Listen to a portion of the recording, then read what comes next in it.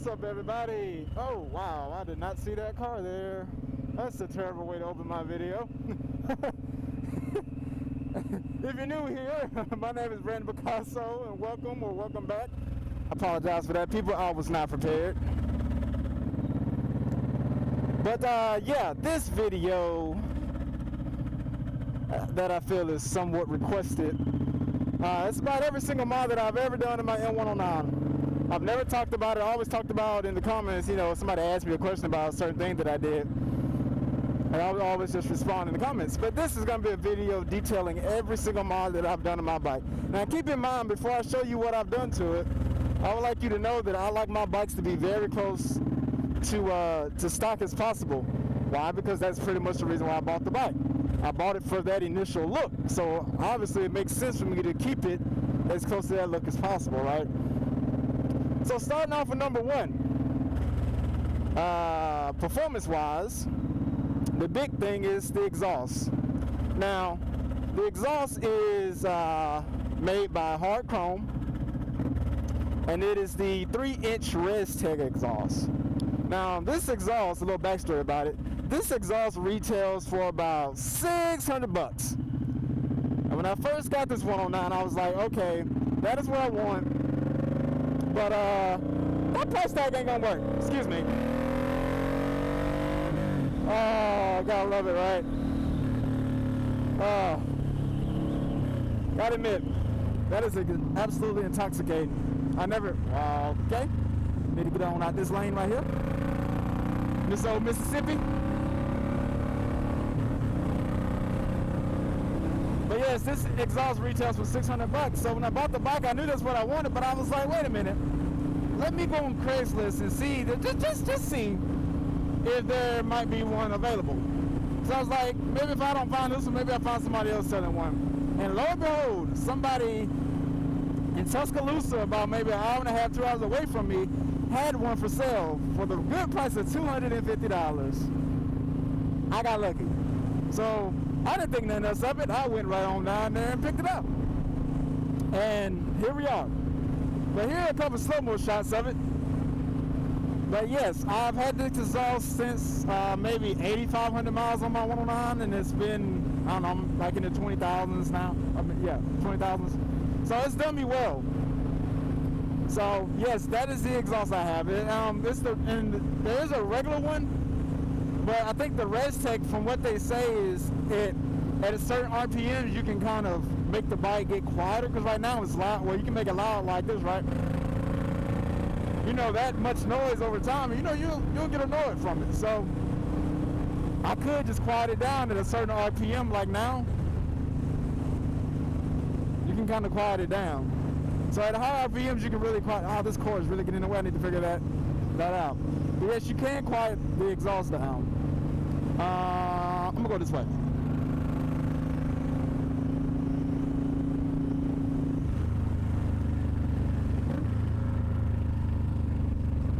That was a late reaction, but whatever. But yes, oh, I must mention also, I didn't think about this, but my exhaust does not have any baffles. When I did buy this exhaust, the previous owner put in a custom set of baffles because he said that the baffles were too loud, and it actually made the bike sound stock, but it had an aftermarket look, if that makes sense. So I was like, no, that's not gonna work for me. So this exhaust does not have baffles, so it doesn't sound this loud stock. I don't know what it sounds like stock, to be honest with you, because I didn't have the stock. I didn't have the stock baffles. So we're rocking with custom baffles. Wait, no, not custom baffles. No baffles. We have no baffles, and yeah, it's very loud. And I get a lot of compliments on it and everything, but I just like the raspiness of it. So you get used to it. Riding the 109 without it, you know, the 109 already has a lot of drama, but having that extra bite, like, it makes you like you're actually doing something. Let's see here. Yeah, you know, feels like you're actually doing something. Now, my second mod, performance mod, which will be a very quick one, K&N Air filters. Straight up, K&N Air filters is probably the best thing you can do to a bike. because from the factory, bikes come, basically, they come limited in power and, well, ones that don't have, you know, special air filters, but bikes come limited out of the factory for emissions reasons. And basically what a K&N does, it opens the bike up. That's basically what it does.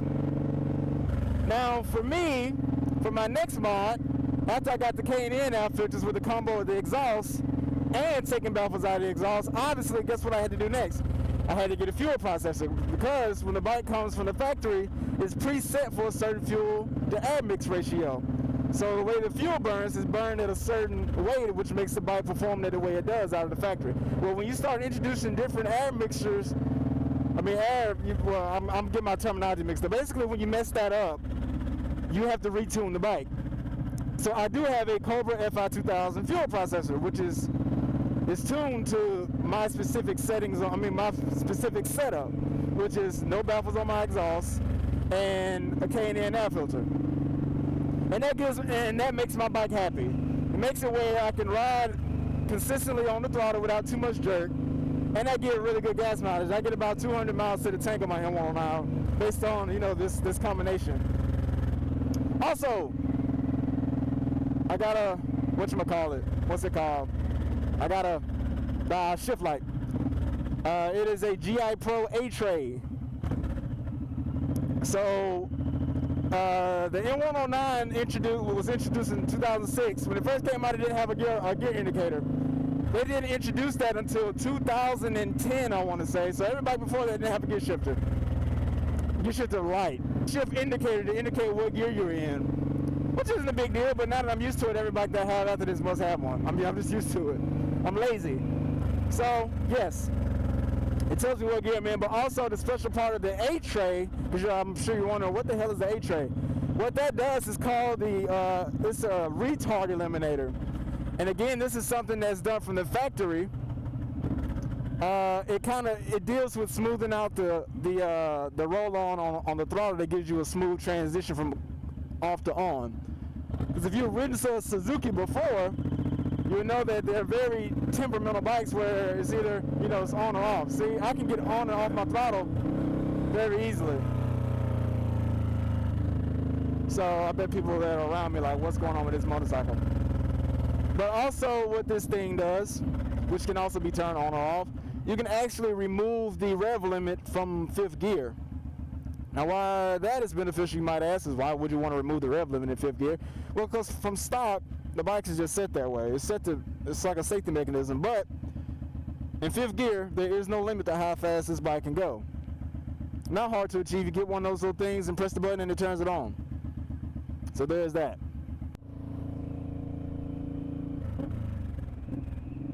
So, I was going to tell you guys about my next mod, my signal lights, and how good and what quality they were, but unfortunately my left signal light is not working. Don't know why.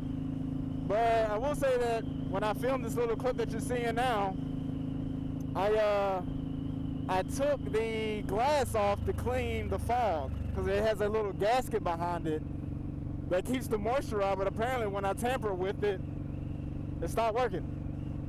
So I need to figure that out. But anyway, the signal lights that I have on the front of the bike are Kuryakyn Silver bullets, and the lights that I have on the rear are also Kuryakyn Silver bullets. Why did I go with these? Well, when I originally bought the bike, I didn't like the stock signal lights, and I hated the rear signal lights because, you know, you got that little ugly fender back there. So after I put my fender eliminator kit on, I changed all of that out, and then I decided to get some very quality looking LED signal lights. And I wanted to go for that Harley look where the lights are kind of tucked under there.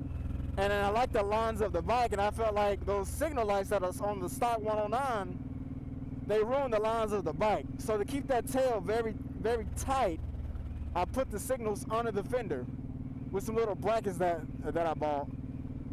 And then another thing is I didn't want wires to be showing, so they you can kind of see how the wires are kind of tucked under there and kind of curve up, so you never really see any electrical part of the light.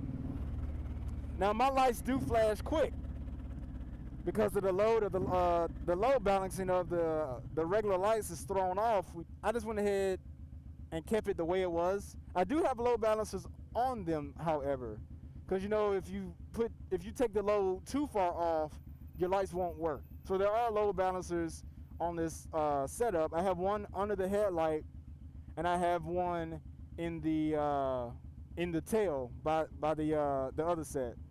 But I just decided to leave them flashing fast because I figured, hey, if they're flashing fast, you can see me better. But now I got one that's not even freaking working. I don't know what happened to it. I don't know what's up with that. But I hope my rear is still working. I didn't even check. But I like these lights. The idea was that I could take, if something ever happened to them, you know, you can unscrew the little part on the light and take the glass out and clean the fog and, you know, clean your gasket and everything. But hell, my damn, it's not working. So I don't know what's up with that. Gosh, I love that exhaust. Alright, next mod. HID headlight. I bought the HID headlight. That was, I think, damn, other than the exhaust, I think that was the first mod I freaking did. Why? Because HID just looks better. Now, if I could do it all again, I would get LED.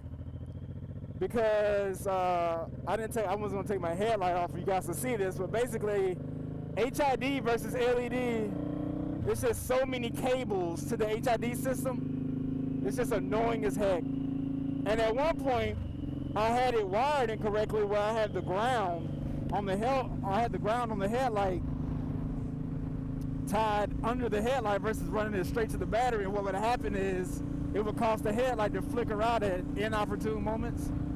So what I ended up having to do is just rewire. It didn't take long, but it's just a stupid annoyance. Now when I owned my FZ07, what I did, I bought an LED, and it was literally one plug versus three. One little wire versus like 12 feet of freaking cable. I'm over exaggerating, but it was a lot of cable.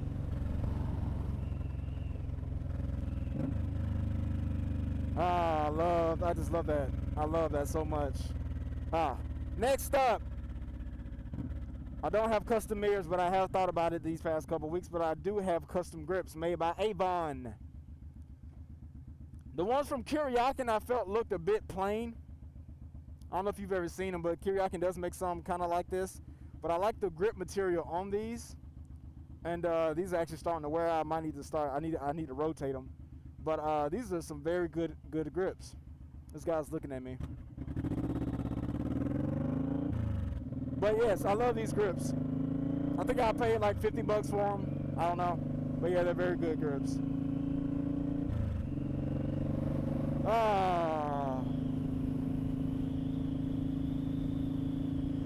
What else we got? 250 rear tire. I guess you can consider that a mod per se, because you know that's a tire. But like, the bike comes with a stock Dunlop. I hate the stock 240 Dunlop. I hate it. When it gets old, it flattens out, and it just, in the rear, it doesn't look that good. And plus, there's like a lot of sidewall. Well, not a lot. There's like that much of rim left on both sides, and it's about that much. It just doesn't look good. So what I do run on both front and rear are set up ironically. I don't think, ironically, they're named the same, but I run Avon tires just like my grips. I don't think the companies are related. But I have an Avon Cobra 250 on the back and an Avon Venom on the front. So those are my choice for tires, and I haven't had a single negative about these tires. I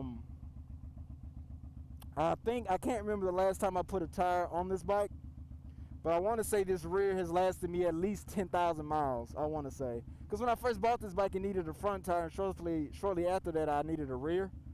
So I want to say if I changed it at 15,000 miles, this back tire has held up pretty well. And you can get them for fairly cheap. You're pretty much paying maybe a little under $1 per millimeter. So if it's a 250 millimeter tire, I think that's the right measurement. It's about 250 bucks, but I think now you can get them for like, I don't know, 200 bucks, something like that. I don't know. But for a 10,000 mile tire, that's very good. Now, when I bought that S1000 right before something happened to it, it was time for a new tire. Right around the time for a new tire. I only got 4,000 miles out of it.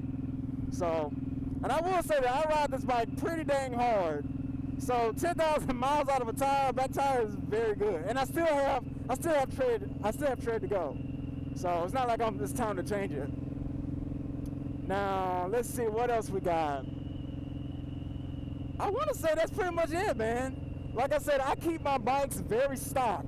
I don't like to do too much to my bikes. Most of the time, you know, it's exhaust, mirrors, you know, performance parts, stuff like that. But honestly, there's not much you can do to the 9. I mean, I'm not gonna say there's not support for it, but engine and performance-wise, other than K&N's, or just not necessarily K&N's, but an air filter upgrade, and exhaust, and a fuel processor or a power commander, there's not much you can do to this bike. There's not much available, I'd say. There's really not much available. And that's not necessarily a bad thing, but this bike comes stock 120 horsepower and 118 foot-pounds of torque, man. I mean, just for reference, the new Harley 114 with a Stage 3 kit for $1,600 on top of an already 118,000. No, the 114 does not even push out stock M109 numbers. You have to buy a $1,600 upgrade to a 117 to get 120 horsepower and around 118 foot-pounds of torque. Granted, this is a 109 cubic engine. That's a 117 cubic engine. So Suzuki is putting out these numbers on a $15,000 bike versus a $20-some thousand bike. You see what I'm saying? Yeah. So that is something to think about. Now, the last mod that I want to point out to you guys, which is very... Oh, wait, I got engine guards. Yes, I do have engine guards. These are made by, I don't know, I got them off eBay, man, like Crash Bar. That's all I typed in. Like, they're nothing special. But I will say, my 109 has fallen over 3 times, and it has saved my bike on all occasions. They have not failed me yet. So I want to say that these are a very good choice if you want engine guards for your 109. I will highly recommend them. But yeah, if you guys want to see how good these engine bars are, go check out my video where I think it's labeled "Nature Pushed My Motorcycle Over" or something to that effect. Go check it out. And actually, I'm going to do a U-turn right here. Let's check. All right, I'm going to do a U-turn right here. I love the turn radius on the 9 sometimes. Sometimes it's garbage, but I got a big road to do too. I got one more thing to show you guys. So far we've covered shift light, K&N air filters, fuel processor, exhaust, signal lights, headlight, tail tidy, engine guards. Yeah, that's pretty much everything I've done, but I got one. Now, I gotta admit to you, this is a strict cool factor. I did not need this. I really don't need anything. You could just really ridden by stock, but I think this is just a straight ice factor. Oh, wait. I forgot. You can tell I didn't do this. Like, I didn't write this shit down when I planned it. But the seat that I'm on, I have an ultimate seat. My good buddy bought this seat. Again, this was like a $400 seat. It's a seat that you can get customized for yourself. And he didn't like it. So I was in the market for that same exact seat. I was like, hey, man, you know, I've been looking at this seat that I like. He's like, look, man, I got this seat right here, man. You want it? I was like, shit, yeah. So long story short, that's how I ended up with the ultimate seat. The stock seat on the 109 is good, but the seat that I have now is a lot better. It pushes me more forward. So it allows me to get it puts me more forward and more upright versus me farther back, and I'm kind of like in a kind of stance. So I do like that about this seat. It's very comfortable, very plush, nothing too crazy. Now what I'm about to do, I'm trying to find a good place. I have something that I want to show you guys, but I'm not going to tell you exactly what it is. You're just going to see it. So let me go ahead and get everything set up. Stay tuned.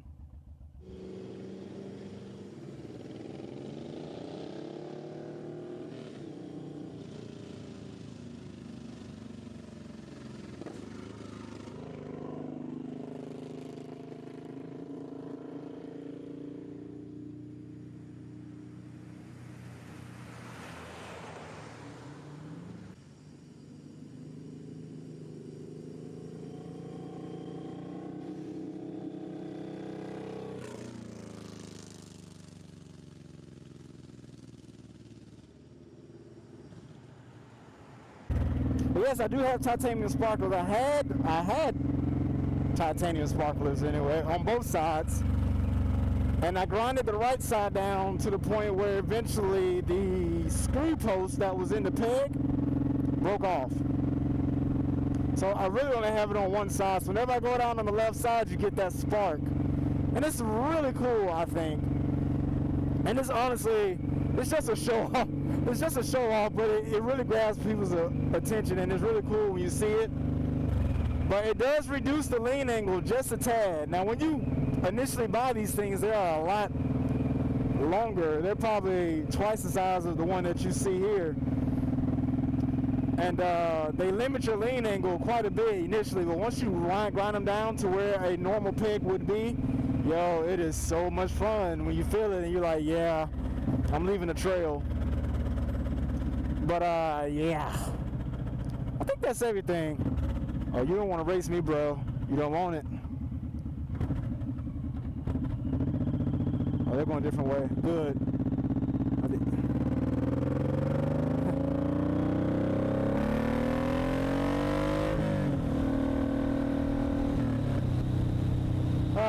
There's the sheriff. That's probably not good. YOLO. Let's see here. Yes, I think I'm going to cap it at this video, folks. I hope y'all enjoyed it. Please subscribe, because I got a lot more stuff coming on about the 109. Please like it. I appreciate that. And I'm going to catch you beautiful people in the next one. I think I'm going to let the road just take the video on out. So I'll catch y'all in the next one.